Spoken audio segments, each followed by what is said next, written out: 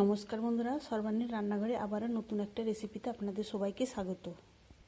বন্ধুরা, আজকে আমি নরম বিচে কলার সঙ্গে আরও কিছু সবজি দিয়ে অপূর্ব স্বাদের নিরামিষ রেসিপি আপনাদের সঙ্গে শেয়ার করব। রেসিপিটা বানানোর জন্য এখানে আমি নিয়েছি 5টা নরম বিচে কলা, নিয়েছি একটা মিডিয়াম সাইজের আলু, আর নিয়েছি এখানে 4টে ছোট বেগুন, নিয়েছি কিছুটা পরিমাণে পাকা মিষ্টি কুমড়া, আর নিয়েছি একটা মিডিয়াম সাইজের পাকা টমেটো। এখন আমি এই সমস্ত সবজি কেটে নেব। এখানে আমি সমস্ত সবজি কেটে পরিষ্কার করে ধুয়ে নিয়েছি, আর দেখে বুঝতেই পারছেন আমি কিভাবে সবজিগুলো কেটেছি।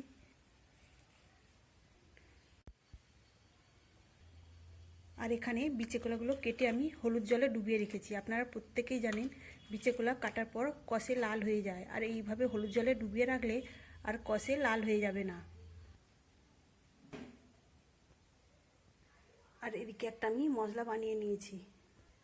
এই গুঁড়ো মশলাটা বানিয়েছি 4 চামচের 1 চামচ ধনিয়া গুঁড়ো, আর 1 চামচ রয়েছে জিরা, তার সঙ্গে রয়েছে 2টো শুকনো লঙ্কা, আর রয়েছে 2টো এলাচ, আর একটা তেজপাতাকে ড্রাই রোস্ট করে আমি গুঁড়ো করে নিয়েছি। আর নিয়েছি বাড়িতে তৈরি করা কিছু ফুলবড়ি। এখন আমি রান্না করার জন্য চলে যাব।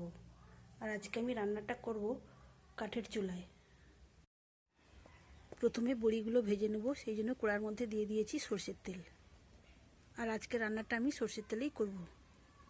বড়িগুলো তেলের মধ্যে দিয়ে দিয়েছি। এখন বড়িগুলোকে একটু লাল লাল করে ভেজে নেব।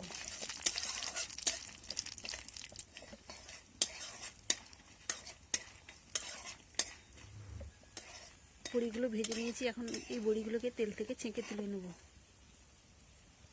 সব বড়িগুলো তেল থেকে ছেঁকে তুলে নিয়েছি।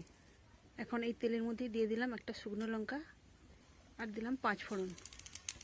কয়েক সেকেন্ড আমি ফোড়নে এই লঙ্কা আর 5 ফোড়নটা ভেজে নেব। 5 ফোড়ন থেকে একটা সুগন্ধ বের হয়েছে ভাজার।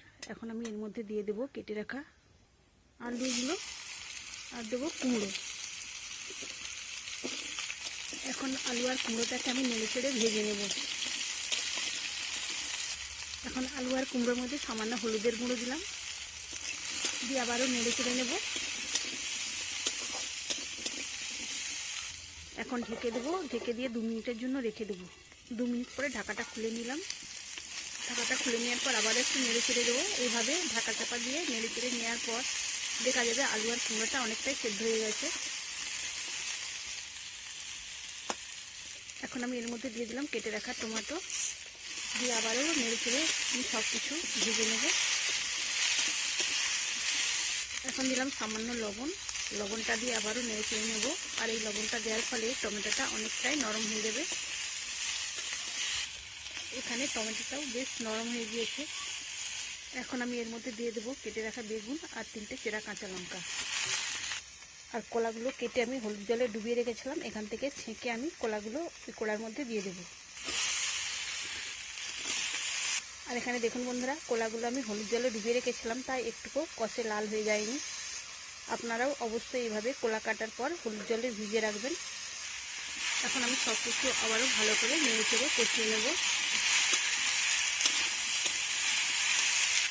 সব কিছু আমি মিনিট খানেক এইভাবে কষিয়ে নিয়েছি।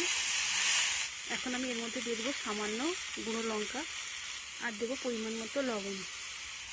লবণ আর গুঁড়ো লঙ্কাটা দেওয়ার পর এইভাবে নেড়ে চেড়ে নিয়ে আমি জল ঢেলে দেবো। জলটা এখানে আমি গরম করে নিয়েছিলাম, সেই জলটাই দিয়ে দিলাম। খুব বেশি জল দিইনি, এখানে সবজিগুলো সেদ্ধ হওয়ার জন্য ঠিক যতটা প্রয়োজন ততটাই দিয়েছি, কেননা এই রান্নাটা একটু মাখো মাখো হবে। গরম জল দিয়েছিলাম, তাই সঙ্গে সঙ্গে ফুটতে শুরু করেছে। এখন আমি ঢেকে মিনিট 3 জন্য রেখে দেবো। আর বন্ধুরা, যে কোনো রান্নাতে যদি গরম জল দেওয়া হয় তাহলে সে রান্নার টেস্ট অনেক গুণ বেড়ে যায়। মিনিট 3 পরে ঢাকাটা খুলে নিয়েছি। এখন ভেজে রাখা বড়িগুলো দিয়ে দিলাম। এবার সব কিছু নেড়ে চেড়ে আবার আমি মিশিয়ে নিলাম। আর যেহেতু বিচে কলাটা নরম ছিল, তাই সুন্দরভাবে সেদ্ধ হয়ে গেছে। এখানে আমি আর কোনো হলুদের গুঁড়ো ব্যবহার করিনি, কেননা আমি বিচে কলাটা ভিজিয়ে রেখেছিলাম হলুদ জলে। আর আলু আর কুমড়োটাও নাড়ার সময়ও আমি হলুদের গুঁড়ো দিয়েছিলাম। এতেই দেখুন কত সুন্দর একটা কালারও চলে এসেছে। এখন আমি তৈরি করে রাখা সেই গুঁড়ো মশলা 1 চামচ দিয়ে দিলাম। দিয়ে সব কিছু আবারও ভালো করে নেড়েচেড়ে মিশিয়ে নিলাম। এখানে আমার রান্নাটা প্রায় হয়ে এসেছে।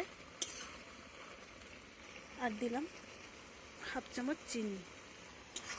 সব কিছু নেড়েচেড়ে মিশিয়ে নিয়েই আমার রান্নাটা হয়ে যাবে। বন্ধুরা, আজকের রেসিপি আপনাদের ভালো লাগলে অবশ্যই একটা লাইক দেবেন। সেই সঙ্গে যদি নতুন বন্ধুরা এসে থাকেন অবশ্যই আমার চ্যানেলটিকে সাবস্ক্রাইব করে আমার পাশে থাকবেন। যে কোনো নিরামিষ দিনে আপনারা বিচেকলার সাথে এই সমস্ত সবজি দিয়ে রান্নাটা করে নিতে পারেন, তাহলে কিন্তু খেতে অপূর্ব লাগবে। তৈরি হয়ে গেল আমার অপূর্ব স্বাদের বিচেকলার নিরামিষ রেসিপি। তাহলে বন্ধুরা, আজকের রেসিপি আপনাদের কেমন লাগলো অবশ্যই কমেন্ট করে জানাবেন। আজকের মতো আসি, সবাই ভালো থাকবেন, সুস্থ থাকবেন, ধন্যবাদ।